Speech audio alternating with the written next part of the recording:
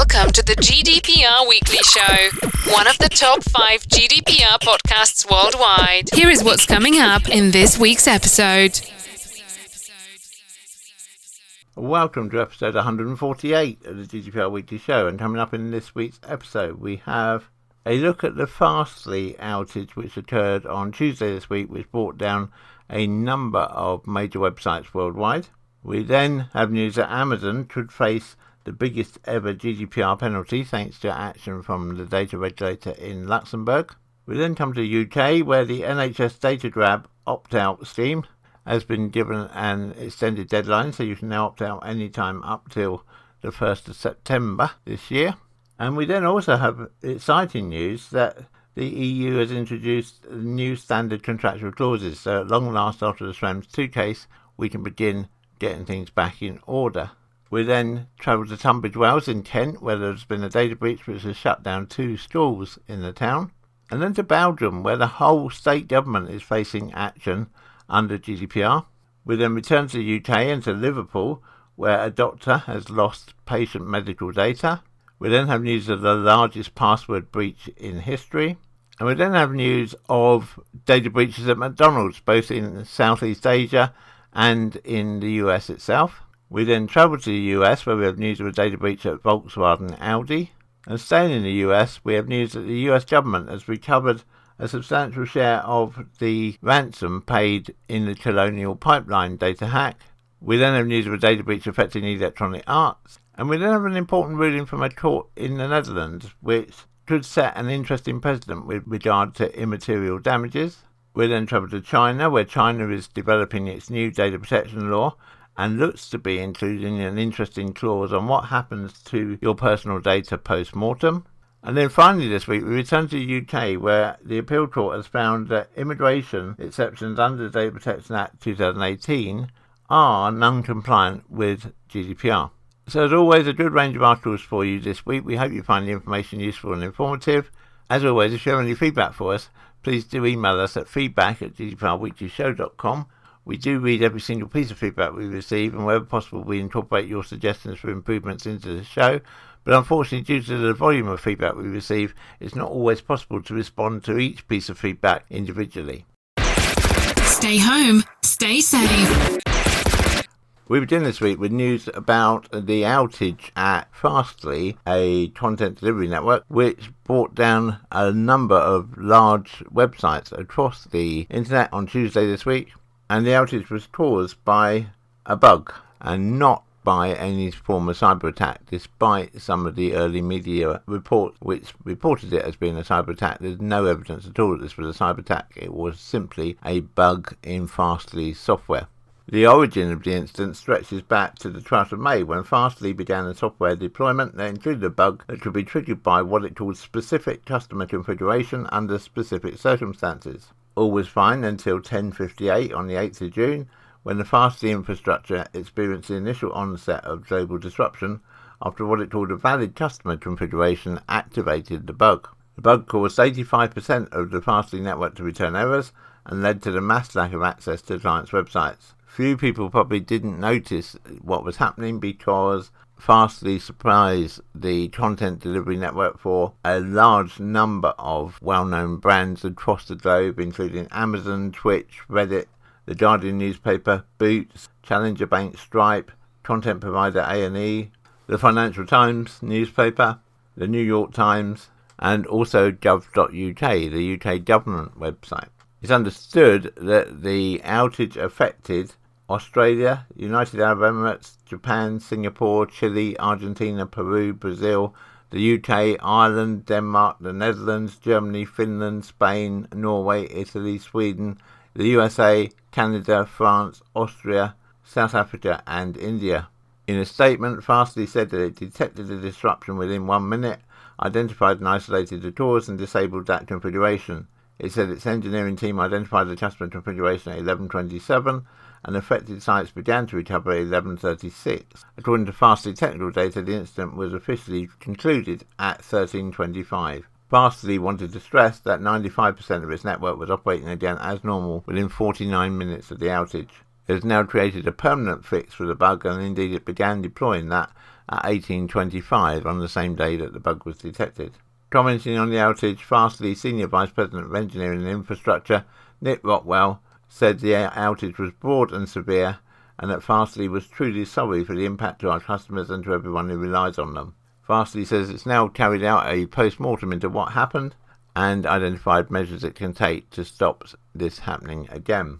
Nick Rockwell said, "We have been and will continue to innovate and invest in fundamental changes to the safety of our underlying platforms. Broadly, this means fully leveraging the isolation capabilities of WebAssembly and Compute at Edge to build greater resilience from the ground up. We'll continue to update our community as we make progress towards this goal.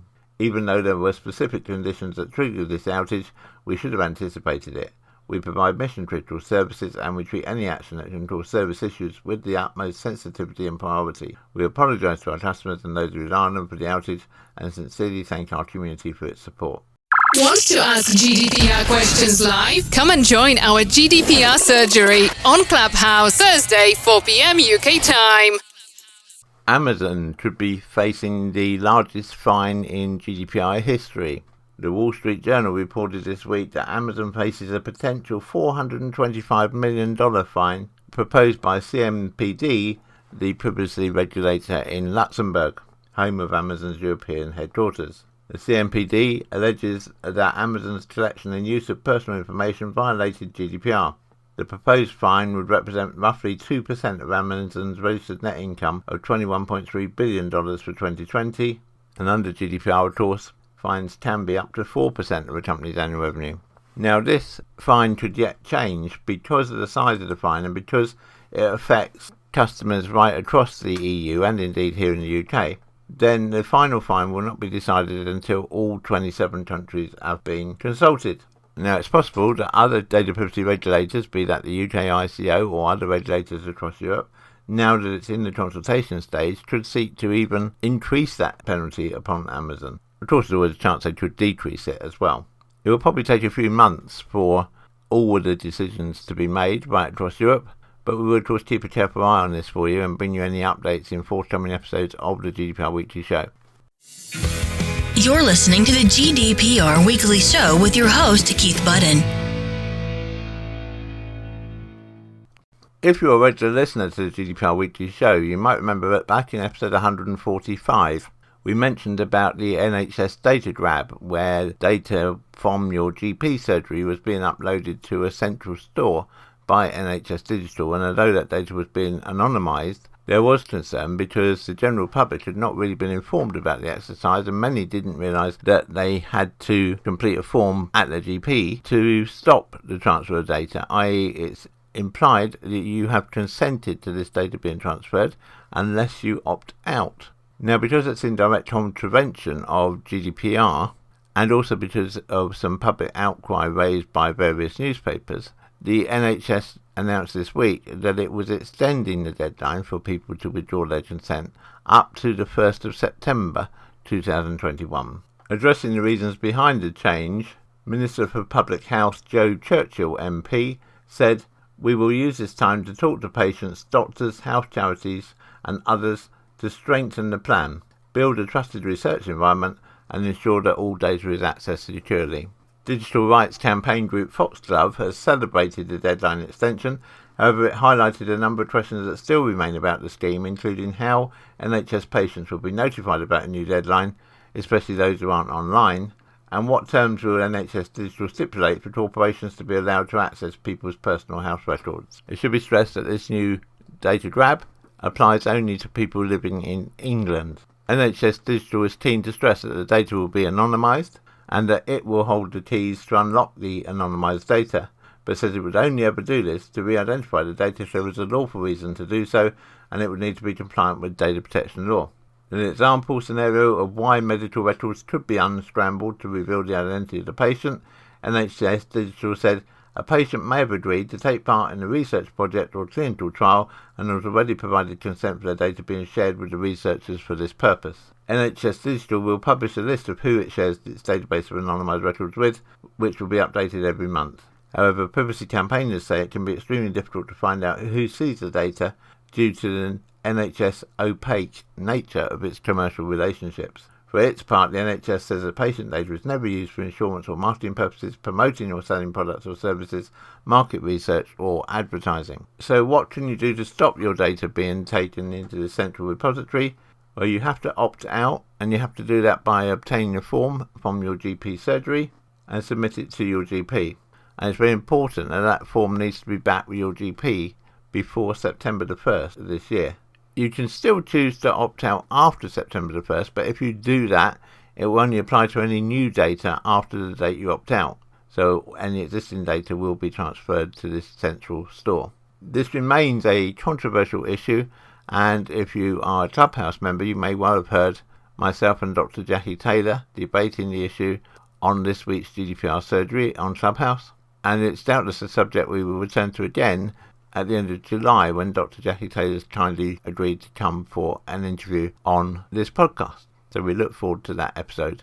If in the meantime we have any update from the NHS, we will of course bring that to you in the next available episode of the GDPR Weekly Show. If you're a regular listener to the GDPR Weekly Show, then you will have a number of times heard us talk about the Schrems II judgment, which effectively made the EU-US Data Privacy Shield redundant. Now, we first brought news of that to you way back in episode 100, and it's taken all this time for the EU to release new standard contractual clauses. That finally happened this week, which is great news, and so we have some important dates now in that the new standard contractual clauses must be used in any contracts which are being signed up after the 27th of June 2021, so just 14 days away as we're broadcasting this. You can still carry on using contracts with the old standard contractual clauses at the moment, but you must put steps in place to phase them out, because it's not going to be an overnight thing to do. And all contracts must include the new standard contractual clauses by the 27th of December 2022. Now that might seem like a long time away, but putting these new clauses into a contract is not going to be a 5-minute exercise, because there are a number of things which need to happen, as well as simply putting the wording into contracts. So to look at 10 main takeaways from the new standard contractual clauses, and don't worry, we will be returning to this topic several times in forthcoming episodes of the GDPR Weekly Show. It's just not possible to cover everything off in one episode, because we have to devote the whole episode to that item. The first is that the new standard contractual clauses are more than just an update of the previous standard contractual clauses. They, in effect, are an entirely new data transfer set of rules. The second is that, as we say, there is a 18-month transition period, but that will soon go. And bear in mind that if you don't change these clauses before December the 27th, 2022, then you risk a penalty for illegal transfers of personal data outside of the European Union. One thing which I think many of us will welcome is that the new standard contractual clauses are based on a multifunctional modular approach rather than just one big chunk of documentation. So you can pick the bits which apply to your situation. So whether you are sending the data overseas because you're the data processor and the other party is the data controller, or you're the data controller and the other party is the data processor, or indeed you're a data controller and the other party is a joint data controller. The other allowance under the new standard contractual clause is that it allows for more than one data controller and or data processor within the same contract. The fourth thing is that the new standard contractual clauses have a broader scope. The new standard contractual clauses are designed to provide appropriate safeguards within the meaning of Articles 46(1) and 2(c) of the GDPR for the transfer by a controller or processor of personal data processed subject to GDPR to a controller or sub-processor whose processing data is not subject to GDPR. It's understood that the new standard contractual clauses should fulfil the requirements of Articles 28(3) and 28(4) of GDPR. The fifth thing is that the new standard contractual clauses impose on data importers GDPR-like principles for processing personal data. Now, this is not such a major change from the previous standard contractual clauses, but nonetheless it has changed, so it's important to be put in place carefully. One significant change within this part of things is that the new standard contractual clauses allow the right for individuals who are data subjects who are affected by the contract to which these clauses are attached to request to see a copy of your standard contractual clauses and any relevant appendices that have been attached to the contract. The sixth major thing is that the new standard contractual clauses require data importers to adhere to data security standards that are higher than they were in the previous standard contractual clauses. Interestingly, the new standard contractual clauses also introduce a duty on the data importer or controller to notify the relevant supervisory authority and in some cases affected individuals of personal data breaches. The seventh thing is that the new standard contractual clauses include a redress and complaint handling procedure for individuals. If there is a dispute between an individual and one of the parties over compliance with the new standard contractual clauses, that party will have to use its best efforts to resolve the issue amicably and in a timely fashion. The eighth thing is that the new standard contractual clauses include specific obligations aimed at addressing the Central European Court's concerns in the Schrems II case. The ninth thing is that the new standard contractual clauses include stricter rules on onward data transfers, i.e. the data which you've transferred to a third party outside of the EU or the UK, who then transfers that data on to another subcontractor. And the final thing is that the new standard contractual clauses require annexes with more detailed information about the transfer. For instance, in addition to listing the parties and their contact details where applicable, the annexes should include information about the parties' data protection officers and or their representatives in the EU, as well as the specification of their role, i.e. are they a controller or processor. The annexes will also need to include information about transfer descriptions of the nature of the processing, the purposes of the data transfer and any further processing, the data retention period, and the frequency of the transfer. Furthermore, if the data importer is a processor, a separate annex must be completed if the data exporter is granted a specific authorization to involve sub-processors. In that case, that annex should include a description of processing that includes a clear allocation of responsibilities in the case that several sub-processors are allowed. Now, if you're in the UK, you may be asking, will these new standard contractual clauses also apply to UK GDPR? The short answer is we don't know, because that decision has not yet been made by the UK ICO. But the longer answer is that in all probability, yes, you should be taking notice of these for two reasons. One, it's extremely likely that the ICO will base their standard contractual clauses around these new EU standard contractual clauses, in part to aid the final decision that the UK will be an adequate country, which we've now only got 18 days for the EU to decide. And secondly, because if that adequacy decision is not made, then you're going to need these contractual clauses in place for any data that you transfer to companies within the EU.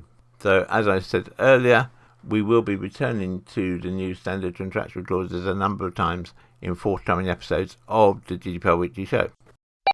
Contact us on helpdesk@gdprweeklyshow.com or phone us on 0800 808 5312.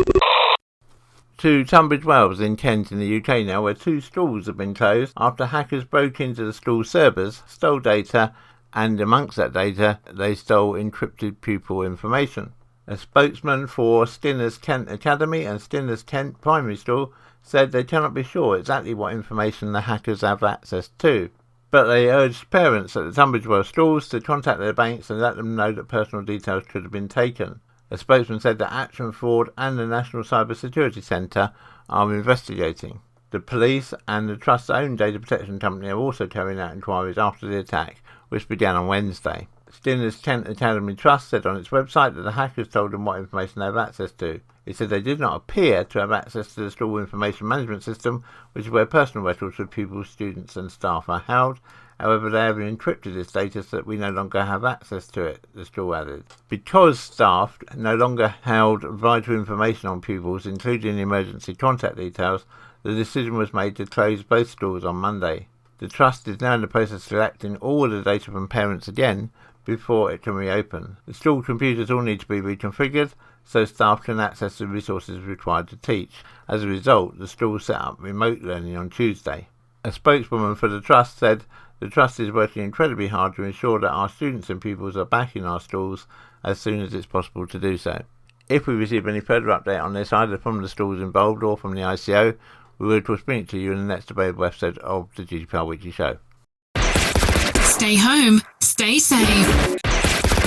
News now of what we believe to be the first case of a whole state government being threatened with action over GDPR breaches. It's understood that the European Commission is about to take action against Belgium for infringement of GDPR following the filing of 2 anonymous complaints. It's understood that the authorities will notify Belgium by letter requesting information about the infringements. This will give Belgium 2 months to react. The action has been in response to the filing of 2 anonymous complaints to Didier Reynier, the Commission in charge of implementing GDPR. The first complaint, which was filed last November, reportedly concerns the Data Protection Authority in Belgium and the appointment of 4 external members who also hold public office, in contradiction with GDPR, which states that all members must be free from any external influence. Among the members targeted is Frank Robben, who among other things is the CEO of the Crossroads Bank Social Security, which helped to set up a track and trace system in Belgium and the main drafter of the Information Security Committee decisions. The second complaint concerns the ISC as a whole, which was created after the implementation of GDPR against the advice of the European Commission, the Data Protection Authority and the Council of State, and has previously been criticised for its decisions taken without parliamentary debate and without asking the opinion of the supervisory authority. When we have any update on this, we will of course bring it to you in the next available episode of the GDPR Weekly Show. Want to ask GDPR questions live? Come and join our GDPR surgery on Clubhouse Thursday, 4 p.m. UK time. To Liverpool now, where Miguel Martin Garcia, a senior medic at Liverpool Women's Hospital, was suspended after he lost sensitive patient data while carrying out a clinical trial without permission. It's understood that Mr. Garcia used patient consent forms headed with the trust branding and took boxes of patient records to a private practice. The Liverpool Echo newspaper reports that this was done to avoid the process of obtaining research approval. However, Mr. Garcia later reported his own research data missing, which included 2 box folders of patient information from a gynecological hospital. A disciplinary panel found that patient confidentiality had been breached, although no harm ultimately came to any patient. A ruling from the panel stated the panel was satisfied that these were extremely serious breaches of the trust, patient confidentiality and data protection procedures. You're listening to the GDPR Weekly Show with your host, Keith Budden.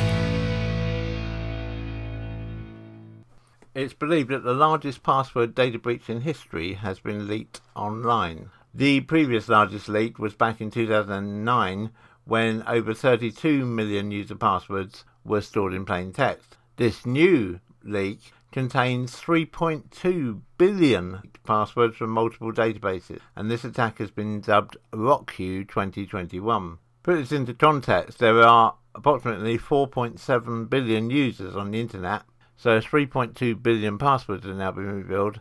That's probably something like a 75% chance that your passwords are included amongst them. Therefore, it's recommended that you immediately check to see whether your passwords were affected by the leak, and if they were, then obviously it's time to change all your passwords. The reason it's dangerous, even though this list is simply passwords, no other data, just passwords, is that because combining this password with the already revealed email addresses and usernames from other data breaches probably is going to allow hackers to gain access to more accounts than they would otherwise. So far, research suggests that all the passwords involved in the leak have non-ASCII characters and between 6 to 20 characters each. So it really is time to look at changing your passwords, probably, and at using a password manager, something like LastPass. And of course, if you can, think about incorporating 2-factor authentication on all of your accounts, or certainly all your sensitive accounts. You can check if your password has been affected by checking at the Have I Been Pawned website. That is Have I Been and then PAWNED.com website. To South Korea and Taiwan now, where Mcdonalds is the latest company to be affected by a data breach. The burger chain said in a statement on Friday that an investigation revealed a small number of files were accessed, some of which had personal data. McDonald's is contacting affected customers and regulators in the 2 areas and said that payment information wasn't accessed. There was also a data breach at McDonald's in the US, but in this case there was no personal data. The data that was accessed included restaurant information such as square footage. In both cases, McDonald's credited its substantial investments it made on cybersecurity measures for finding the breaches. A spokesperson said these tools allowed us to quickly identify and contain recent unauthorized activity on our network. A thorough investigation was conducted and we worked with experienced third parties to support this investigation. In the future, McDonald's will leverage the findings from this investigation and further improve its security measures. Contact us on helpdesk@gdprweeklyshow.com or phone us on 0800 808 5312. To America now, and Volkswagen's US unit has said a data breach at a vendor impacted more than 3.3 million customers and prospective buyers across North America. It's understood that nearly everyone impacted were current or potential customers of Audi, one of Volkswagen's luxury brands. Volkswagen Group of America said on Friday that an unauthorized third party obtained limited personal information about customers and interested buyers from a vendor that its Audi Volkswagen brands and some US and Canadian dealers used for digital sales and marketing. The information was gathered for sales and marketing between 2014 and 2019 and was in an electronic file the vendor left unsecured. The company told regulators that the vast majority of customers only had phone numbers and email addresses potentially impacted by the data breach, but in some cases data also included information about a vehicle purchased, leased or inquired about. Volkswagen said 90,000 Audi customers and prospective buyers had sensitive data impacted relating to purchase or lease eligibility. Volkswagen said it will offer free credit protection services to these individuals. The sensitive data was comprised of driver license numbers in more than 95% of cases. It's understood that a small number of records also included additional data like dates of birth, social security number, and bank account numbers. The automaker does not believe that any sensitive information was involved in Canada. A spokesman said that Volkswagen believes the data was obtained at some point between August 2019 and May this year and is continuing to investigate the incident. Stay home, stay safe. This week, the US government announced that it has recovered most of the $4.4 million ransom paid to a cyber criminal gang responsible for taking the Colonial pipeline offline last month. And you may remember a couple of episodes ago here on GDPR Weekly Show, we mentioned about the Colonial pipeline data hack and the effect that it had on that oil pipeline. Indeed, according to the firm, the pipeline carries 45% of the East Coast supply of diesel, petrol and jet fuel. On Monday, Deputy Attorney General Lisa Monaco said investigators had found and recaptured 63.7 bitcoins worth $2.3 million, the majority of the ransom paid. Since the ransom was paid, of course, the value of bitcoin has fallen sharply. Now, of course, we would always recommend in ransomware attacks that you don't pay a ransom because there's always a danger that the people who took the data have retained a copy of it and will use it again against you at some point in the future.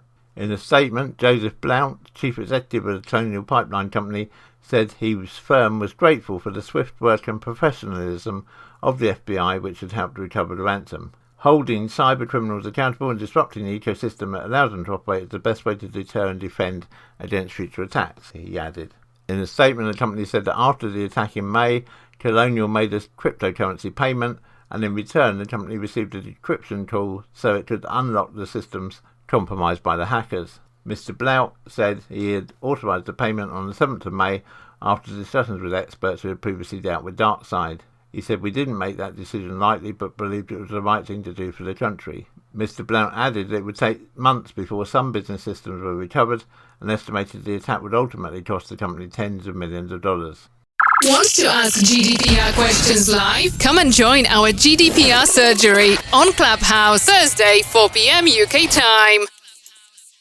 It's understood from a report in Motherboard magazine that Electronic Arts has fallen victim to hackers who made away with the source code to FIFA 21, the Frostbite engine, and other game development tools. The hackers are reportedly advertising that the data is for sale on hacking forums, but they're only considered offers from big-name members of the hacking community. While it's unlikely that other reputable developers would use Electronic Arts code on purpose, hackers being able to see the inner workings of a game or engine could help them craft cheats or cracks. It could also reveal secret projects and game ideas or developer comments that companies would rather not see make the light of day. In addition to Electronic Arts' own proprietary code and tools, the hackers claim they have Microsoft, Xbox and Sony SDKs and API keys available for sale as well. An Electronic Arts spokesman confirmed that the hackers stole a limited amount of game source code and related tools, and said the hackers didn't have access to any player data. They also said that the company had improved its security following the hack and doesn't expect any impact on its games or business. Electronic Arts made clear that it's not a ransomware attack and that it is working with law enforcement to investigate the incident.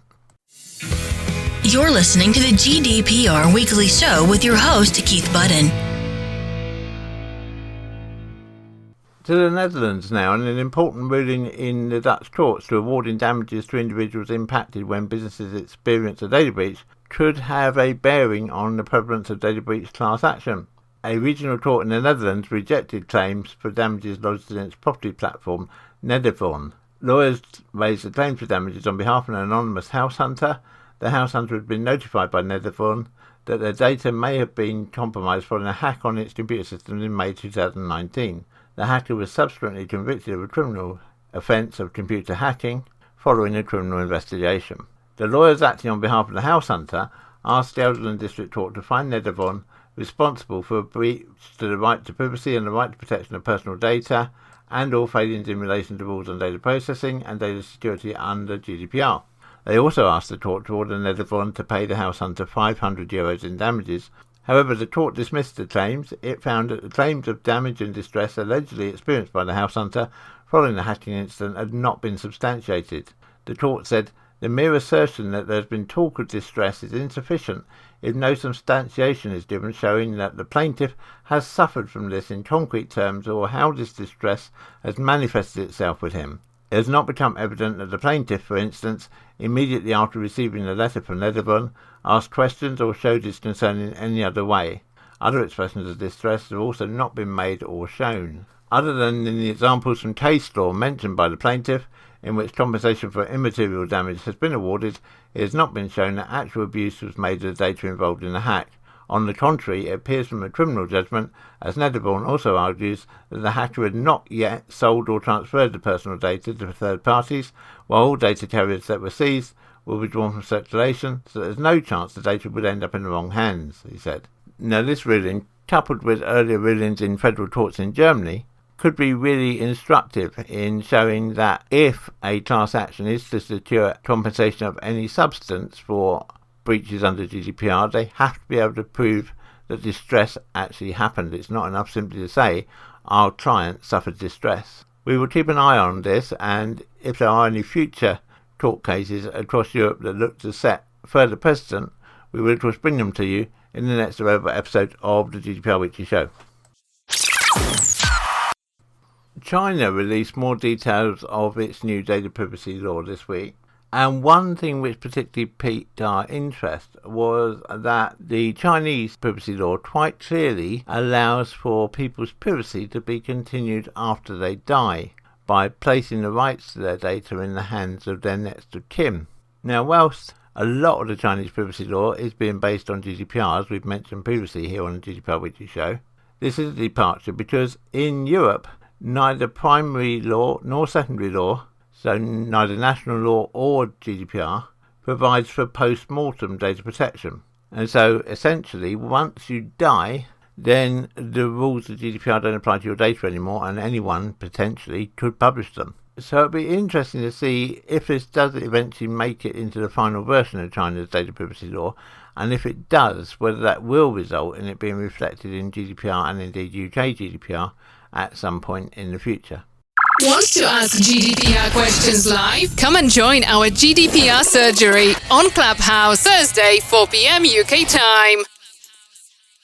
And finally this week we return to the UK, where a court has found that the immigration exemption under the Data Protection Act 2018 is non-compliant with GDPR. So to give a bit of history here, in August 2018, the Open Rights Group, a digital rights organisation that seeks to promote and uphold privacy and data protection rights, and another group called The 3 Million, an organisation of EU citizens resident in the United Kingdom, brought a judicial review claim against the Secretaries of State for their Home Office and the Digital Culture, Media and Sport. They sought a declaration that the immigration exemption under Paragraph 4, Schedule 2 to the Data Protection Act 2018, which disapplies some data protection rights where the application would be likely to prejudice immigration control, was unlawful. They argued that the immigration exemption was incompatible with EU General Data Protection Regulation GDPR 206679/EU and the Charter of Fundamental Rights of the European Union. The defendants denied both of these contentions. In the first tort case, the claim was dismissed at first instance on the basis that the immigration exemption fell within Article 23(1)(e) of GDPR. Article 23(1) of GDPR authorises exemption from certain rights and obligations thereunder by way of a legislative measure where such an exemption respects the essence of fundamental rights and freedoms and is a necessary and proportionate measure in a democratic society to safeguard one of the specified objectives, i.e. public security or judicial proceedings. The judge said that the immigration exemption was a matter of important public interest and pursued a legitimate aim. Therefore, the judge held that it was compliant. As a result, the claimants appealed to the Court of Appeal. The main ground of the appeal focused upon Article 23(2) of GDPR, which provides that any legislative measure enacted under Article 23(1) shall contain specific provisions, at least where relevant, as to a list of 8 requirements set out in paragraphs 23(1)(a) to 23(1)(h) of GDPR. The claimants argued the judge had been wrong to approach the case by reference to principles applicable to Article 8 of the European Convention on Human Rights. They said the European Court of Justice case law and the terms of Article 23, paragraph 2 itself made it clear that the circumstances in which a derogation such as immigration exemption would apply and under what substantive and procedural safeguards must be clearly prescribed by the legislation itself or appropriate guidance within the force of law. Further, the claimants held that the judge had been wrong to approach the case on the footing that these matters could lawfully be dealt with in other ways. In other words, what they said was that the immigration exemption was so overboard as to be in breach of the express requirements which govern derogations in Article 23(2) of GDPR. In his appeal decision, Lord Justice Warby noted that although Article 23(1) had a familiar structure reflected in the Charter and the European Convention of Human Rights, its function was different. Whereas Article 8 of the ECHR prescribes the conditions under which state interference with the right to respect for private and family life may be justified, Article 23 is a measure that permits the state to restrict the very scope of that right, including by removing it from the citizen altogether in specified circumstances. Further, Lord Justice Warby said, the language and structure of Article 23(2) are not familiar from the Charter or the EU Data Protection Directive 9546/EC. On an actual reading of the words, Article 23(2) of GDPR particularises the requirements of Article 23(1) and sets out details of what a legislative measure must do if it is to comply with the requirements of Article 23(1). Warby further held that language also clearly suggested that legislative measure must have some binding force. He said that ECJ case law supported his findings on the language of GDPR. Further, he said there was nothing in the cases that supported the judge's conclusion that a distinction should be drawn between different types of derogation and that different criteria applied to a derogation that is permissive. Lord Justice Warby also said that the requirements listed in Article 23(2) of GDPR were particularised at some length and in some detail. While Article 23(2) of GDPR could be considered a checklist, it was cast in mandatory terms and called for specific provisions, which should surely be given some meaning. In any event, in Warby's judgment, in light of ECJ case law, Article 23(2) of GDPR should be read as requiring any derogation to be affected by a legislative measure that A is tailored to the derogation, B is legally enforceable, C contains provisions that are specific to the listed topics to the extent that they are relevant to the derogation in question, D are precise, and E produce a reasonably foreseeable outcome. Warby agreed with the judge that the immigration exemption addressed an important aspect of the public interest that fell within the scope of Article 23(1)(e) of GDPR. However, he said that the judge had been wrong to reject the claimant's submissions on Article 23(2) of GDPR. He held that when reading Article 23 of the GDPR as a whole, it was clear that the immigration exemption was non-compliant. He pointed out that the exemption itself contained nothing specific or otherwise about any of the matters listed in Article 23(2) of the GDPR. Further, Warby said that even assuming without deciding that it's permissible for the specific provisions required by Article 23(2) GDPR to be contained some separate. Further, Warby said that even assuming without deciding that it's permissible for specific provisions required by Article 23(2) of GDPR to be contained in some separate legislative measure, there was no such measure. Warby concluded by saying that the appropriate remedy in case of incompatibility was a sensitive matter. He therefore deferred the decision on relief, inviting further submissions in light of his findings. Contact us on helpdesk@gdprweeklyshow.com or phone us on 0800 808 5312. The GDPR Weekly Show is an Insurity production. Until next time, bye-bye.